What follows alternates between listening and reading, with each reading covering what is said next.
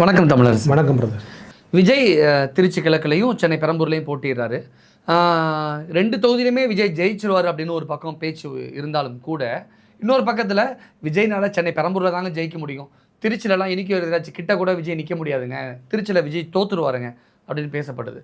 நீங்கள் அதில் உடன்படுறீங்களா? அவருடைய உங்களுடைய பார்வை? ஆக்சுவலாக என்னன்னாக்கா, நிறைய பேர் நிறைய வாதங்களை வைக்கிறாங்க. அதாவது திருச்சியில் ஜெயிக்க முடியாது, பெரம்பூர் தான் ஜெயிப்பாருன்னு சொல்லிட்டு. ஆனால் எனக்கு வேற ஒரு பெர்ஸ்பெக்டிவ் இருக்குது. நான் பெரம்பூரில் தான் ஜெயிக்க முடியாது, திருச்சியில் ஜெயிக்க முடியும்னு நான் பார்க்குறேன். காரணம் என்னன்னாக்கா, பெரம்பூரில் வந்துட்டு அது வந்து 2 கார்னர் கான்டெஸ்ட்டாக மாறப்போகுது. என்னென்னா டிஎம்கே விசஸ் டிவிகேன்னு மாறப்போகுது. அது அங்கே வந்துட்டு அதாவது ஏடிஎம்கே கோட்டில் இருக்கக்கூடிய பிஎம்கே ஃபேட் ஆக போகிறாங்க அப்படிங்கிறது எனக்கு யதார்த்தம் புரிஞ்சிடுச்சு. நீங்கள் பாட்டாளி மக்கள் கட்சி சார்பாக திலகபாமா வந்து போட்டிடுறாங்க, அந்த கட்சியினுடைய பொருளாளர். அவங்களுக்கும் அந்த தொகுதிக்கும் சம்மந்தமே கிடையாது. முதல் பால்லே அவுட்டு. 2வது பால் வந்துட்டு அது அதிமுகவுக்காச்சும் ஓரளவுக்கு செல்வாக்கு இருக்குது. சென்னையில் அதிமுகவுடைய சின்னத்துக்கு வலிமை இருக்குது ரெட்டாலைக்கு. ஆனால் அங்கே நிற்க போகிறது மாம்பழம். அப்போ இந்த புள்ளியெல்லாம் இருக்குது. இந்த புள்ளியிலே அவங்க கொஞ்சம் கொஞ்சமாக நகர்ந்து காணாமல் போகிறாங்க. பாமக சென்னை பெரம்பூரில் அவுட்டு. ஓகே, அவங்கள ஃப்ரேமில் கொண்டுட்டு வர வேண்டாம், ஸ்க்ரீனில் கொண்டுட்டு வர வேண்டாம். ஓகே, நீங்கள் அப்போ பெரம்பூரில் இவங்க 2 பேரும் போயிட்டாங்கனாக்கா ஆதிசேகரா விஜயா. ஆமாம், அப்போ நீங்கள் ஆதிசேகரா விஜயான்னு மாறும் பொழுது, கடந்த தேர்தலில் வந்துட்டு ஆதிசேகர் பெரிய வாக்கு வித்தியாசத்தில் ஜெயிச்சிருக்கிறாப்புல, அதிமுகவை விட அதிகமான வாக்கு வித்தியாசத்தில் ஜெயிச்சிருக்கிறாப்புல அப்படிங்கிறது நமக்கு ரிசல்ட் சொல்லுது. இதில் என்ன புள்ளினாக்கா, இது 2 கார்னர் கான்டெஸ்ட்டாக மாறப்போகுது, இருமுனை போட்டியாக மாறுகிற பொழுது என்ன ஆகுனாக்கா, அப்போ திமுக விசஸ் தாவேக்கான்னு மாறுற அந்த புள்ளியில் அதிமுகவுடைய வாக்குகள் யாருக்கு ட்ரான்ஸ்ஃபர் ஆக போகுது? அதிமுகவுடைய வாக்குகள் விஜய்க்கு ட்ரான்ஸ்ஃபர் ஆக போதா, இல்லை டிஎம்கேக்கு ட்ரான்ஸ்ஃபர் ஆக போதா அப்படிங்கிறது மிக முக்கியமான புள்ளி. இந்த அபோவ் 40 இருக்கக்கூடிய ஆட்கள் இருக்காங்க இல்லையா அதிமுக, அப்போ அந்த அதிமுக ஆட்கள் சில நேரங்களில் திமுகவுக்கும் வாக்களிக்கிறாங்க. நம்ம வந்துட்டு நிறைய பேர் சொல்லுவாங்க அதிமுக ஓட்டு போட்டவங்க வந்துட்டு திமுகவுக்கு கண்டிப்பாக போடவே மாட்டாங்க அப்படிங்கிறது. ஆனால் அதெல்லாம் மீறி நடக்க தான் செய்யுது. அண்ட் ஒருவேளை நம்ம கட்சிக்கு அங்கே வேலை இல்லை, ரெட்டலைக்கு அங்கே வேலை இல்லைனாக்கா, அப்போ அவங்களுடைய செகண்ட் ஆப்ஷனாக நிறைய இடங்களில் வந்துட்டு உதயசூரியனாக இருந்திருக்கு அப்படிங்கிறத பார்க்குறேன். இதை நம்ம எப்படி புரிஞ்சுக்கலாம்னா, எனக்கு உதயசூரியன் வேணாதான், உதயசூரியன் ஜெயிக்கிறது எனக்கு பிடிக்காது தான், நான் அதிமுகக்காரன், எனக்கு உதயசூரியன் வந்துட்டு வெற்றி பெறுறதோ இல்லை தமிழ்நாட்டில் ஆட்சி அமைக்கிறதோ எனக்கு ஒவ்வாத விஷயம்தான், எனக்கு அதிமுக தான் ஆட்சி அமைக்கணும். ஆனால் என்னுடைய தொகுதியில் ரெட்டால நிற்கலை, அங்கே வந்துட்டு ஒரு வீக்கான ஒரு கூட்டணி கட்சி நிற்குது, ஒருவேளை அந்த தொகுதியில் வீக்காக இருக்குது பாமக, நீங்கள் அப்படி புரிஞ்சுக்கணும். பெரம்பூரில் பெரிய செல்வாக்கு இல்லை பாமகக்கு, அப்போ அவருக்கு ஓட்டு போட்டால் அவர் எம்எல்ஏ ஆக மாட்டார், நான் ஏன் தோக்கிற கட்சிக்கு ஓட்டு போடணும், அதுக்கு நான் வந்து திமுகவுக்கு ஓட்டு போட்டு போகிறேன், திமுக வந்து ஜெயிக்கிற பாசிபிலிட்டி உள்ள ஒரு கட்சி, ஆளுவதற்கும் பாசிபிலிட்டி உள்ள ஒரு கட்சி அப்படிங்கிற புள்ளியில் இந்த மாதிரி வந்து சில இடங்களில் ஈக்குவேஷன் மாறுறதை நம்ம பார்க்குறோம். அந்த அடிப்படையில் ஒருவேளை அதிமுக வாக்குகள் பாட்டாளி மக்கள் கட்சிக்கு விழாமல் திமுகவுக்கு போகுமோ அப்படிங்கிற ஒரு எண்ணம் எனக்கு இருக்குது. நீங்கள் சொல்கிற அதே பாயிண்ட் ஆஃப் வியூவில் விஜய் வந்து டிஎம்கே தான் டேமேஜ் பண்ணுறாரு, மேக்ஸிமம் ஏடிஎம்கே விஜய் டேமேஜ் பண்ணலை. அப்படி இருக்கிற பட்சத்தில் அதிமுக வாக்காளர்கள் அபோவ் 40 இருக்கக்கூடிய அதிமுக வாக்காளர்கள் ஏன் திமுகவை தவிர்த்துட்டு தாவேக்காவுக்கு விஜய்க்கு ஏன் ஓட்டு போடக்கூடாது? அதுக்கும் வாய்ப்பு இருக்கு. ஏன்னா ஒரு ஸ்டார் கேண்டிடேட், ஒரு பெரிய ப்ரொஃபைல் இருக்கு அவருக்கு. நம்ம சீமானுக்கு என்ன பேசணுமோ அதே தான் விஜய்க்கும் பொருத்தி பார்க்குறோம். இன்னும் கேட்டிங்கனாக்கா, சீமானுடைய ஆறாவோட விஜய் ஆறா வந்து அதிகமாக இருக்குது. முதல் தேர்தலையே மிகப்பெரிய செல்வாக்கு கொண்டவள் ஆளாக தெரியுதாப்புல. இன்னைக்கு நமக்கு வந்து ரிசல்ட் இல்லை, டேட்டா வந்து நம்மக்கிட்ட இல்லைன்னா கூட கூடுகிற கூட்டத்தை வச்சு பார்க்குறப்ப நம்மளே ஏற்கனவே பேசியிருக்கிறோம் 12% ஓட்டு இருக்கு அவருக்கு, அவர் நிற்கக்கூடிய தொகுதியில் வெற்றி பெறுவதற்கான வாய்ப்பு இருக்குங்க. அப்போ அந்த அபோவ் 40 இருக்கக்கூடிய லேடிஸ் நிறைய பேர் வந்துட்டு விஜய்க்கு ஈஸியாக ஓட்டு போகிறதுக்கான வாய்ப்பு இருக்குது அப்படிங்கிறதையும் நான் பார்க்குறேன். அதான் சொல்கிறேனே, இது ஒரு மிக்சடான ஒரு முடிவாக தான் இருக்கும் அவங்களுக்குள்ளேயே. நீங்கள் அதுக்காக நான் பாமகவுக்கு வாக்கே விழாதுலாம் சொல்ல மாட்டேன். ஆர்டன்ட் ஏடிஎம்கேக்காரன் இருக்கான் தெரியுமா, அவன் சத்தியமாக திமுக ஓட்டு போட மாட்டான், விஜய்க்கு ஓட்டு போட மாட்டான். அதெல்லாம் பாமகவுக்கு தான் ட்ரான்ஸ்ஃபர் ஆகும். இப்போ உதாரணத்துக்கு ஒரு 40,000 வாக்குன்னு வச்சுக்கங்களேன், ஒரு அந்த தொகுதியில் எவ்வளோ வாக்குகள் மொத்தம்னு எனக்கு தெரியல, ஒரு குத்துதுவாக சொல்கிறேன், ஒரு 15% to 20% ஓட்டு இருக்குன்னு வச்சுக்கோங்க. இது வந்து செத்தாலும் நான் அதிமுக கூட்டணி தான் போடுவேன், அதிமுகவை தாண்டி திமுகவுக்கு போய் ஓட்டு போகிற அளவுக்கு என் கை போகவே போகாது. இந்த ஆசிலேஷனில் இருப்பான் சில பேர், கட்சி மாற்றி போடுறவன், இல்லை அதிமுக அனுதாபியாக இருப்பான், அவன் திமுக ஓட்டு போட்டுருவான், அவன் தாவேக்காவுக்கு ஓட்டு போட்டுருவான். இந்த நான் வந்துட்டு கண்டிப்பாக கட்டாயம் இப்படி போடுறது இல்லை, கட்சியினுடைய அபிமானியா, கட்சி தான் எனக்கு அப்படின்னு அந்த கட்சியினுடைய உயிர் தொண்டராக இருப்பான் தெரியுமா, அவன்லாம் போட மாட்டான் மாற்றி. அந்த வாக்குகள் கட்டாயம் பாமக விழும். ஆனால் அது ஜெயிக்கிற வாக்குகளாக இருக்காது. எப்பயுமே கட்சியினுடைய வாக்குகளை மட்டும் வச்சு நம்ம ஜெயிக்க முடியாது. கட்சியை தாண்டி அந்த கட்சியினுடைய அனுதாபிகள் ஓட்டு போடணும். கட்சியினுடைய அனுதாபிகள் என்னென்னா, அந்த கட்சியில் உறுப்பினராக இருக்க மாட்டாங்க. ஆனால் அந்த கட்சி மேலே அவனுக்கு ஒரு பற்று இருக்கும், அந்த கட்சி மேலே ஒரு அவா இருக்கும். அவன் வந்து இந்த மாதிரி மாற்று முடிவுகள் எடுக்கலாம். திமுக ஓட்டு போடலாம், இல்லை தாவேக்காக்கு. ஏன்னா அதிமுக தான் நிற்கலையே, இந்த வாட்டி மாற்றி போடணும் அவன் போடுவான். அதே மாதிரி பொதுமக்கள் வந்துட்டு மாற்றி தான் போட்டுக்கிட்டு இருப்பாங்க. ஸ்விங் ஆகிட்டே இருக்கும் பொதுமக்கள். அதாவது எந்த கட்சி சார்பும் இல்லாதக்கூடிய ஆட்கள் என்ன பண்ணுவாங்கனாக்கா, ஒரு முறை திமுக போடுவாங்க, ஒரு முறை அதிமுக போடுவாங்க. இவன் சரியில்லை அவனுக்கு போடுவாங்க, அவன் சரியில்லை, இப்படி அவங்க ஒரு பேச்சு வழக்கில் சொல்கிறேன். ஆக அந்த மாதிரி சூழல் இருக்குது. நான் அந்த புள்ளியில் தான் நான் என்ன யோசிக்கிறேன்னாக்கா, ஆர்டி சேகருக்கு கூடிய கட்டமைப்பு படம், ஆர்டி சேகர் ஏற்கனவே சிட்டிங் எம்எல்ஏ, திமுக சென்னையில் வந்துட்டு ஒரு மிகப்பெரிய ஆதிக்கம் செலுத்தக்கூடிய ஒரு கட்சி, இதையெல்லாம் சேர்த்து வச்சு பார்க்குறப்ப ஒருவேளை ஒரு few percentage of ADMK votes கூட டிஎம்கேக்கு போகுது. ஏற்கனவே டிஎம்கே ஓட்ஸ் வந்துட்டு டிஎம்கே உடையாமல் விஜய்க்கு போகாமல் எந்த அளவுக்கு ரீட்டைன் பண்ண போகிறாங்க அப்படிங்கிறதெல்லாம் வச்சு பார்க்குறப்ப ஒருவேளை பெரம்பூரில் திமுக ஜெயிச்சிரும், விஜய் தோற்றுருவாரோங்கிற ஒரு எண்ணம் எனக்கு இருக்குது. விஜய் சென்னை பெரம்பூர் தொகுதியை தேர்ந்தெடுத்ததுக்கான உள்ளார்ந்த காரணம் கம்யூனிட்டி. முதல் அதாவது கம்யூனிட்டினா கிறிஸ்டின்ஸ் ஓட்டு தான்.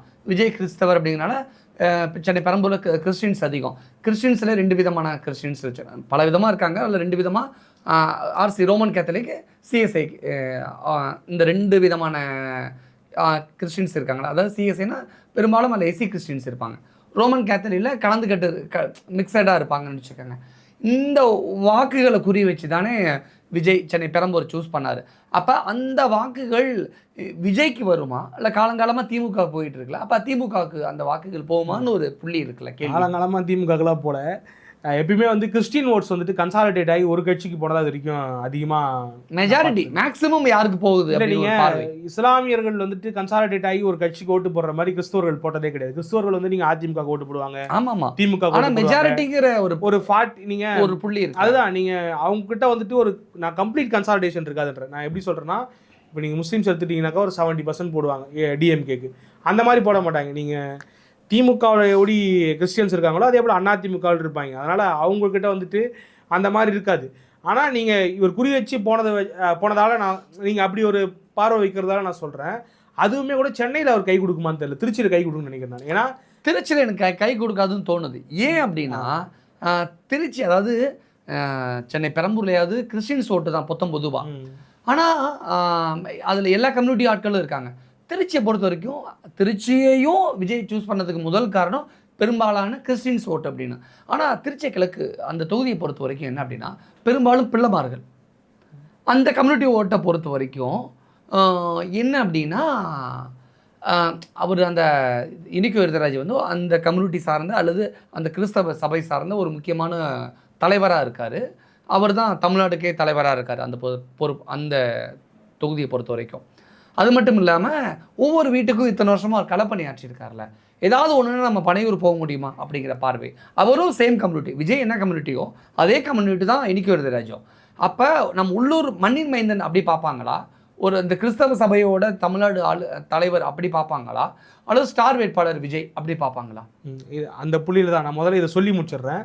கிறிஸ்டியன்ஸ் வந்துட்டு கன்சாலிடேட் ஆகலைன்னு நான் சொன்னேன் தெரியுமா. ஆனால் முறையாக அப்படி ஒரு கன்சாலிடேஷன் நடப்பதா வெளியில் சொல்லப்படுது. அது எந்த அளவுக்கு உண்மைன்னு நமக்கு தெரியாது. களத்துக்கு போகக்கூடிய கிரவுண்ட் ரிப்போர்ட்டில் வேலை பார்க்குறாங்க தெரியுமா. நம்ம நிறைய ரிப்போர்ட்டர்ஸை பார்க்குறோம். அவங்களாம் என்ன சொல்கிறாங்கனாக்கா, இது வரைக்கும் தமிழக அரசியல் வரலாற்றில் இல்லாத அளவுக்கு அரசியலில் பெரிய அளவுக்கு கவனம் செலுத்தாத ஒரு பெரிய ஒரு சமூகம், ஒரு பெரும் சமூகம் இருக்கும்னாக்கா அதில் மிக முக்கியமான இடம் வந்துட்டு கிறிஸ்டியானிட்டி சமூகத்துக்கு உண்டு. இப்போ அவங்களுக்குள்ள ஒரு எதிர்பார்ப்பு ஏற்பட்டு ஒரு கன்சாலிடேஷன் விஜய் நோக்கி நகர்வதாக சொல்லப்படுது. நான் அந்த புள்ளியில் தான் என்ன சொன்னேன்னாக்கா, திருச்சியில் அவருக்கு ஒரு வாய்ப்பு இருக்குமோ அப்படின்னு. ஏன் நான் பெரம்பூரில் வாய்ப்பு இருக்காது அப்படின்னு சொன்னாக்கா, நகர அமைப்பில் வந்துட்டு ஒரு மத ரீதியாகவோ இல்லை ஒரு சாதி ரீதியாகவோ அந்த ஒருங்கிணைப்பு நடக்கிறதுங்கிறது வந்து ரொம்ப ரொம்ப சிரமத்துக்கு உள்ளான ஒரு விஷயம். நீங்கள் நகரத்தில் வந்துட்டு சென்னையில் ஒரு கிறிஸ்டியன்ஸ் இருக்காங்க, ஒரு 10,000 பேர் இருக்காங்கன்னு வச்சுக்கோங்க. அவங்களுக்கு வந்துட்டு ஒரு 4 சர்ச் இருக்கும், ஒரு 10 சர்ச் இருக்கும். அந்த சர்ச்சுக்கு போவாங்க, அந்த சர்ச்சு மூலமாக தெரிஞ்சு வச்சுருப்பாங்க, கொள்வாங்களே தவிர நீங்கள் ஒரு ரூரல் ஏரியாவில், ரூரல் கான்ஸ்டுவன்சியில், ஊர்களில், ஒரு திருச்சி மாதிரியான ஒரு பகுதியில் நடக்கக்கூடிய அந்த ஒருங்கிணைப்பு போல இங்கே நடக்குமான்னு தெரியாது. ரெண்டாவது, இங்கே இருக்கக்கூடியவங்களுக்கு பலதரப்பட்ட சிந்தனை இருக்கும். அதாவது இங்கே வெவ்வேறு விதமாக வாழ்ந்துக்கிட்டு இருப்பாங்க. தங்களுடைய லைஃப் வந்துட்டு எப்படி இருக்குன்னா, உதாரணத்துக்கு இங்கே வெவ்வேறு பணி சூழலில் இருக்கக்கூடிய ஆட்கள் அந்த மதத்தை சார்ந்தவங்களாக இருப்பாங்க. உதாரணத்துக்கு சில பேர் கம்பெனியில் வேலை பார்ப்பாங்க, சில பேர் தொழிலாளிகளாக இருப்பாங்க, சில பேர் வந்துட்டு இன்னும் வேறு சில நிறைய வேலைகள்லாம் பார்ப்பாங்க. ஆனால் நீங்கள் இந்த கிராம பகுதிகளில் திருச்சி மேற்கு, அது எந்த தொகுதி நிற்கிறாப்புல, திருச்சி கிழக்கு, திருச்சி கிழக்கு, திருச்சி மேற்கு வந்து நேரு நிற்கிற இடமா, திருச்சி கிழக்கு வந்துட்டு பார்த்தீங்கன்னாக்கா, அப்போ அந்த பகுதியில் இந்த மாதிரியான ஒரு நீங்கள் சொன்ன மாதிரி கிராம பகுதிகள் இருக்கும். அங்கே வந்துட்டு ஒரே குழுவாக வாழ்வாங்க, விவசாயம் பண்ணிக்கிட்டு இருப்பாங்க, இல்லை வேறு சில மிக முக்கியமான தொழில்கள் பண்ணுவாங்க. அப்போ அவங்க கன்சாலிடேட் ஆகிறதுங்கிறது ரொம்ப ரொம்ப இயல்பாக நடக்கும், ஈஸியாக நடக்கும்னு நினைக்கிறேன். அந்த பகுதி நகரப்பகுதிகளில் அப்படியாக இது வரைக்கும் கன்சாலிடேட் ஆகி விழுந்ததாக நான் பார்க்கல. இப்போ நீங்கள் உதாரணத்துக்கு அதுதான் சொல்கிறேன், நீங்கள் அது வந்து செகண்ட் டயர் சிட்டி தானே. இப்போ நீங்கள் இது வந்து சென்னை மாதிரியான ஒரு மெட்ரோவில் அது நடக்கிறதுக்கான வாய்ப்பு ரொம்ப குறைவுன்ற நான். இப்போ உதாரணத்துக்கு நீங்கள் திருவண்ணாமலை போகிறீங்க, ஒரு கன்சாலிடேஷன் நடக்கும். வேலூர் போகிறீங்க, அங்கே ஒரு கேஷ் கன்சாலிடேஷன் நடக்கும். எல்லா ஊர்களையும் கேஷ் கன்சாலிடேஷன் நடக்கும். ஆனால் இது ஒரு மெட்ரோ சிட்டி. அதாவது எப்படி சொல்கிறது, இங்கே வந்துட்டு யார் பலதரப்பட்ட மனிதர்கள் வாழ்வாங்க. நீங்கள் பெரம்பூரில் போனீங்கன்னா அங்கே வந்துட்டு இவர் இந்த சமூகம்லாம் நமக்கு தெரியாது, அப்படி வாழ்வாங்க. அப்போ அங்கே வந்துட்டு அந்த ஒருங்கிணைப்பு நடக்கிறது ரொம்ப சிக்கலோ அப்படின்னு எனக்கு தோணுது. அப்போ அந்த வகையில் அங்கே நடக்கிறது ஈஸின்னு நினைக்கிறேன் நான். அப்போ தான் நீங்கள் கேட்ட கேள்விக்கு வரேன் நான். இனிகோ இறுதிராஜ் வந்துட்டு அங்கே முக்கியமான ஆளாக இருக்கிறாப்புல, அவர் ஒரு தலைவராக இருக்காப்புலாம் சொன்னீங்க இல்லையா. நான் அதுக்கு தான் இந்த புள்ளியை சொன்னேன். இது வரைக்கும் நடக்காத அளவுக்கு ஒரு கன்சாலிடேஷன் அந்த மக்கள் மத்தியில் நடக்குது. அப்போ அந்த இடத்துல இருந்து பார்க்குறப்ப இனிகோங்கிறவர் வந்துட்டு திமுகவில் ஒரு வேட்பாளர், அவ்வளோதான். ஆனால் விஜய் யார்? தாவேகாவினுடைய தலைவர், ஆட்சி அதிகாரத்துக்கு போகணும்னு நினைக்கக்கூடிய ஒரு நபர். அப்போ அந்த புள்ளியில் தான் அந்த கன்சாலிடேஷனே உருவாகுது. அதாவது கிறிஸ்டியானிட்டியிலிருந்து ஒரு ஆள் வந்துட்டாப்புல, நாட்டையே ஆள போகிறேன்றாப்புல, தமிழ்நாட்டையே நான் பிடிக்க போகிறேன்றாப்புல, அப்போ அவருக்கு நம்ம வாக்கு செலுத்துவோமே அப்படிங்கிற அந்த மூவுக்கு தான் நகருவாங்க அப்படிங்கிறது என்னுடைய பார்வை. இந்த இடத்துல விஜயை பின்னாடி இருந்து இயக்குறதே பிஜேபி அப்படிங்கிற கருத்து தொடர்ந்து பேசப்பட்டுக்கிட்டே இருக்குல்ல.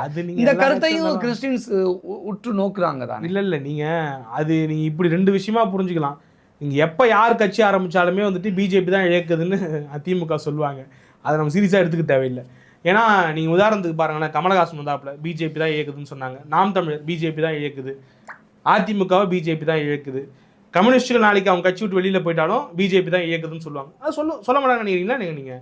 இப்போ கம்யூனிஸ்ட்டுகள், இப்போ காங்கிரஸ் என்ன சொல்லுது கம்யூனிஸ்ட்டை பார்த்து, காங்கிரஸ் வந்துட்டு கம்யூனிஸ்ட்டை பார்த்து அது வந்துட்டு கம்யூனிஸ்ட் கிடையாது, கம்யூனிஸ்ட்டுகளுக்கும் பிஜேபிக்கும் கள்ள தொடர்பு இருக்குது அப்படின்றாங்க. ஒரு பக்கம் கம்யூனிஸ்ட் என்ன சொல்லுது காங்கிரஸை பார்த்து, அது வந்துட்டு இப்போ காங்கிரஸே கிடையாது, அவங்க ரெண்டு பேருக்கும் தொடர்பு இருக்குது பிஜேபி. திரிணாமுல் காங்கிரஸ் என்ன சொல்லுது, டிஎம்கேவுக்கும் பிஜேபி தான். இது அரசியலில் வைக்கப்படுற ஒரு சாதாரண வாதங்க, ஒரு வெத்து வாதங்க. இது இந்த வாதத்தெல்லாம் நம்ம பெருசாக ஏற்றுக்க வேண்டிய அவசியமே கிடையாது. இப்படி அதாவது இந்தியா கூட்டணியில் இருக்கக்கூடிய எல்லாருமே அவங்களை என்னென்னு சொல்லிக்கிறாங்க பாருங்க. அதாவது எப்படி நம்ம டாபிக் மாதிரி போகிறோம், டாபிக்ல வந்து இல்லை அதான் சொல்கிறேன் நான். அதை முடிச்சிடுறேன் அப்படியே. அப்போ இந்த காமெடியை வந்து நம்ம எப்படி அதை மக்கள் எப்படி எடுத்துப்பாங்க அப்படிங்கிறது இருக்குல்ல. அப்போ இந்த புள்ளியெல்லாம் தாண்டி அவங்க வந்து ஒரு கன்சால்டேஷனுக்கு தயாராகிட்டாங்கன்னு நம்ம சொல்லலை. கிரவுண்டில் இருந்து அப்படி ஒரு நம்ம அதாவது கன்னியாகுமரி சைடியாக இருக்கட்டும், இல்லை நிறைய இடங்களுக்கு கிறிஸ்துவர்கள் பெரும்பான்மையாக வாழக்கூடிய தூத்துக்குடி பகுதியாக இருக்கட்டும், அந்த இடத்துலாம் வந்துட்டு ஒரு இது மாதிரியான ஒருங்கிணைப்பு நடக்குது அப்படிங்கிறாங்க. அந்த புள்ளியில் தான் நான் என்ன யோசிக்கிறேன்னா, ஒருவேளை அவருக்கு திருச்சி இதில் ரெண்டு முக்கியமான காரணம் இருக்குது. நான் குறிப்பிட்ட மாதிரி பெரம்பூர்லேயும் வந்துட்டு அவர் எப்படி ஜெயிக்கிறதுக்கான வாய்ப்பு எங்கே இருக்குனாக்கா, ஒருவேளை அதிமுக வாக்கு சுத்தமாக வந்து டிஎம்கேக்கு ட்ரான்ஸ்ஃபர் ஆகாமல் டிஎம்கே வாக்கையே அவருக்கு பிரிக்கக்கூடிய அளவுக்கு கேப்பபிலிட்டி இருக்குது, உடச்சி டென்ட் அண்ட் டேமேஜ் பண்ணுறாருன்னா பெரம்பூர்லையும் ஜெயிச்சிருவார். திருச்சி கிழக்கை பொறுத்த வரைக்கும் அங்கே ஒரு ட்ரை கார்னர் கான்டெஸ்ட் நடக்கும்னு நினைக்கிறேன் நான். ஏன்னா அங்கே ராஜசேகரன் ஒருத்தர் அதிமுக வேட்பாளர் களமிறக்கப்பட்டிருக்கு. அவர் வந்துட்டு ஒரு செல்வந்தர்னு சொல்லப்படுது, ஒரு நல்ல கல்லூரி வச்சிருக்கிறாப்புல அப்படின்லாம் பேசப்படுது. அப்போ அவர் வந்துட்டு நல்லா செலவு பண்ணி இறங்கி வேலை பார்க்குறாருனாக்கா அவர் ஒரு கணிசமான வாக்குகளை பிரிக்கிறப்ப நம்ம அங்கே பார்த்தே தான் காரைக்குடியில் நம்ம பார்த்தோம் தெரியுமா, ஸ்டார் அந்தஸ்தில் இவர் கூடுதலாக வாக்குகள் விழுந்து இவர் அந்த 30% 35% தொட்டாலே ஒரு வெற்றி பெறுவதற்கான வாய்ப்பு இருப்பதான் திருச்சி கிழக்கில் பார்க்குறேன். ஓகே, ஆனால் இந்த இடத்துல விஜய் ஒரு ஒரு ஒரு பேன் இந்தியா லீடர் அப்படின்னு கூட வச்சுக்கலாம். பேன் இந்தியா லீடர் கிடையாது, தமிழ்நாடு அளவில் பெரிய லீடர், சிஎம் கேண்டிடேட். ஆனால் சீமான் யோசிக்காத, அது சீமானுக்கு இருக்கிற பக்கம் விஜய்க்கு இந்த இடத்துல இல்லையோ. சீமான் ஜாதி மதத்தை பார்த்து காரைக்குடி சூஸ் பண்ணலை, சம்மந்தமே இல்லாமல் காரைக்குடியில் போய் சீமான் நிற்கிறாரு. ஆனால் விஜய் 2 தொகுதியில் ஒரு சேஃப் சைடு நிற்கிறதா, 2 தொகுதியில் நிற்கிறாரு, கம்யூனிட்டி பார்த்து நிற்கிறாரு, ரிலீஜியன் பார்த்து நிற்கிறாரு. அப்போ சீமானுக்கு இருக்கிற கட்ஸ் விஜய்க்கு இந்த இடத்துல இல்லையாங்கிற ஒரு கேள்வி. அது கட்ஸுலாம் கிடையாது, அது என்னன்னா அரசியல் கணக்கு தாங்க. அரசியல் கணக்கு இங்கே இருக்கக்கூடிய எல்லா சேம் கம்யூனிட்டி சேம் ரிலிஜியன் பார்த்து ஏன் ஒரு கணக்கு போடணும்? அரசியல் மக்கள் விஜய் அப்படி பார்க்கல, ஏன் விஜய் மட்டும் மக்கள் அப்படி நம்பாம? அந்த ஃபேக்டர்லாம் இருக்கு கிரவுண்டில், மக்கள் பார்க்குறாங்க. அது எல்லாத்தையுமே பார்க்கறதால தான் ஒட்டுமொத்த அரசியல் கட்சிகளும் அந்த கணக்கை போடுறாங்க. இங்கே திமுக அதிமுக ஏன் வந்து சாதி பார்த்து வேட்பாளர் நிறுத்துறாங்க? நான் உதாரணத்துக்கு கேட்குறேன். கீழ்பெண்ணாத்தூர் சட்டமன்ற தொகுதியில் ஒரு பெரும்பான்மை சமூகத்தில் இல்லாமல் ஒரு சிறுபான்மை சமூகத்தை நிறுத்த முடியுமா? இங்கே உதாரணத்துக்கு அதாவது ஒரு 10,000 பேர் இருக்கக்கூடிய ஒரு சமூகத்துலேருந்து ஒரு ஆளை எங்கேயாவது வேட்பாளர் நிறுத்துறாங்களா பாருங்க பார்ப்போம். கிடையாது. வட மாவட்டங்கள் போனால் வன்னியர் வேட்பாளர்கள். இப்போ ஜெயலலிதா ஆர்கே நகரில் போட்டிக்கிட்டாங்கல்ல, அந்த மாதிரி. ஆனால் ஆர்கே நகருக்கும் ஜெயலலிதாவுக்கும் சம்மந்தம் இல்லை. நீங்கள் ஜெயலலிதாவை ஸ்டார் வேட்பாளர் ஜெயலலிதாவை இப்போ நீங்கள் விஜயும் ஸ்டார் வேட்பாளர் அப்படின்னா அந்த பாகுபாடு பார்த்துருக்க கூடாதுல்ல. விஜய் நீங்கள் ஜெயலலிதா எங்கே போய் போட்டி போகிறது சொல்லுங்கள். தமிழ்நாட்டில் ஒரு தொகுதி சொல்லுங்கள். ஜெயலலிதா சார்ந்திருக்கக்கூடிய சமூகம் அதிகமாக வாக்கு வச்சிருக்கிற தொகுதி எங்கே சொல்லுங்கள். ஸ்ரீரங்கம். ஸ்ரீரங்கத்தில் எவ்வளோ இருக்குது? ஜெயிச்சாங்க, போட்டிட்டு ஜெயிச்சாங்க. ஸ்ரீரங்கத்தில் எவ்வளோ இருக்குது? ஓரளவுக்கு இருக்கிறாங்களே. கிடையாது. ஒரு தொகுதியிலேயே அவங்களுக்கு வந்துட்டு ஒட்டு மொத்தமாக ஒரு 5% ஓட்டு கூட எங்கேயும் கிடையாது.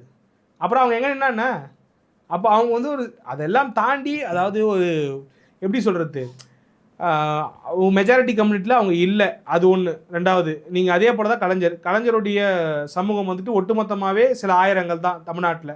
ஆனால் கலைஞர் கூட சில நேரங்களில் எதை தேர்ந்தெடுக்கிறாரு பாருங்கள். சென்னையில் தொடர்ச்சியாக போட்டி போட்டுக்கிட்டு இருந்தார். கடைசி காலங்களில் தன்னுடைய சொந்த ஊருக்கு போனார். சொந்த ஊர் பலத்தை நம்பி போனார்.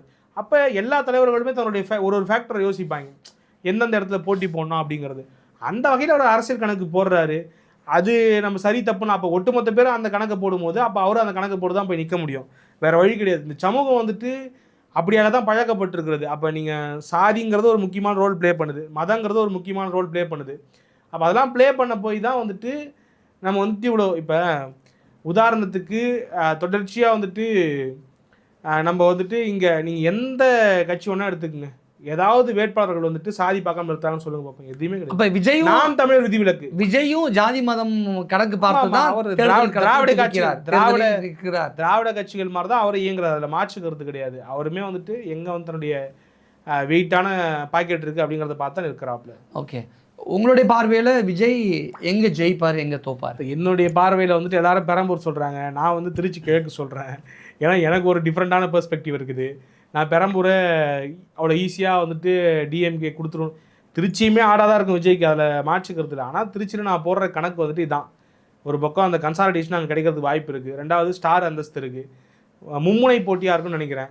நிறைய பேர் சொல்லுவாங்க மும்முனை போட்டி தான் கொஞ்சம் டஃப்பாக இருக்கும், இருமுனை போட்டி கூட வந்துட்டு விஜயா இல்லை இன்னொரு ஆளான்னு சொல்லிட்டு பார்க்கும்போது விஜய் ஜெயிச்சுவார்னு. ஆனால் நான் இப்படி தான் யோசிக்கிறேன். அது ஏன்னு தெரியல, என் மைண்டு வந்துட்டு கணக்கு வந்து அப்படி தான் போடுது. திருச்சி கிழக்கு தான் ஒரு வெற்றி வாய்ப்பு இருக்குமோன்னு நான் தோணுது. அதான் ரெண்டுத்துல ஏதோ ஒரு தொகுதி வெற்றி பெறுவார் நம்புறேன் நான்.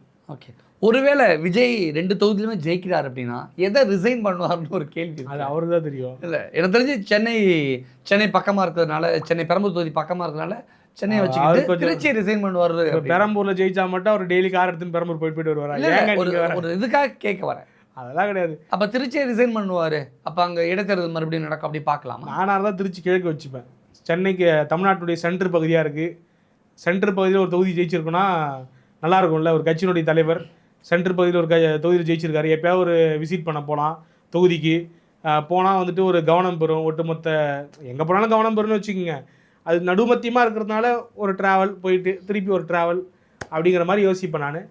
தெரில அவர் என்ன சூஸ் பண்ணுறாரு அப்படிங்கிறதா நமக்கு. விஜய் இப்போ இருக்கக்கூடிய மனநிலைக்கு வீட்டை விட்டு வெளில வரவே தயங்குறாரு. தேர்தலே வந்துருச்சுன்னு, தேர்தலுக்கு இன்னும் 2 வாரம் கூட இல்லை, இன்னும் பிரச்சாரத்தை தீவிரப்படுத்தல. ஜெயிக்க வச்சு முதலமைச்சர் ஆகிட்டீங்கன்னாக்கா எல்லா கிராமத்துக்கு வரும்னு சொல்லிட்டாரு.